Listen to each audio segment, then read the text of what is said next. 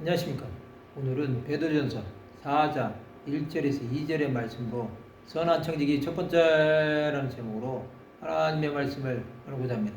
본 말씀은 그리스도께서 이미 육체의 고난을 받으셨으니 너희도 같은 마음으로 갑옷을 삼으라. 이는 육체의 고난을 받은 자는 죄를 그쳤음이니 그 후로는 다시 사람의 정욕을 따르지 않고 하나님의 뜻을 따라 육체의 남은 때를 살게 하려 함이라.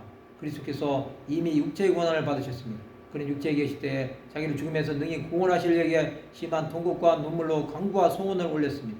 또 그의 경건하심으로 말미암아 들으심을 얻었습니다. 그가 아들이시면서도 받으신 고난으로 순종함을 배웠습니다. 예수께서는 온전하게 되셨습니다. 또 자기에게 순종하는 모든 자에게 영원한 구원의 근원이 되신 것입니다. 우리는 같은 마음으로 갑옷을 삼아야 합니다. 우리는 같은 마음으로 무장해야 합니다. 영적으로 무장한 사람은 그리스도의 고난으로 죄에 대하여 죽은 사람이 되는 것입니다. 이는 육체의 고난을 받은 자는 죄를 그친 것입니다.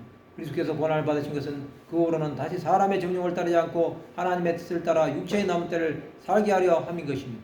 죄를 그친 자는 하나님을 위해 살 수 있습니다. 그 후로는 사람의 정욕을 따르지 않는 것입니다. 사람은 육신의 정욕, 안목의 정욕, 이생의 자랑으로 살아갑니다. 우리는 하나님의 뜻을 따라 육체의 남은 때를 살게 하신 것입니다. 우리는 하나님의 뜻을 깨달아야 합니다. 육체의 남은 때는 하나님께서 허락하신 시간까지입니다. 하나님은 사람마다 정해진 시간을 주셨습니다. 예수 그리스도를 따라가는 것은 자기 십자가를 지고 자기를 부인하는 것입니다. 예수께서 받으신 고난은 우리도 따라가야 할 길입니다. 육체의 고난이 하나님의 뜻을 이루기 위한 것이라는 것을 알아야 합니다. 하나님의 사람들은 영적으로 무장하여 주 예수를 따라야 하는 것입니다. 같은 마음은 하나님의 생각으로 충만할 때 이루어지는 것입니다. 죄 가운데 빠진 수많은 사람들에게 그리스도를 전한다는 것은 생명을 드려야 하는 일입니다.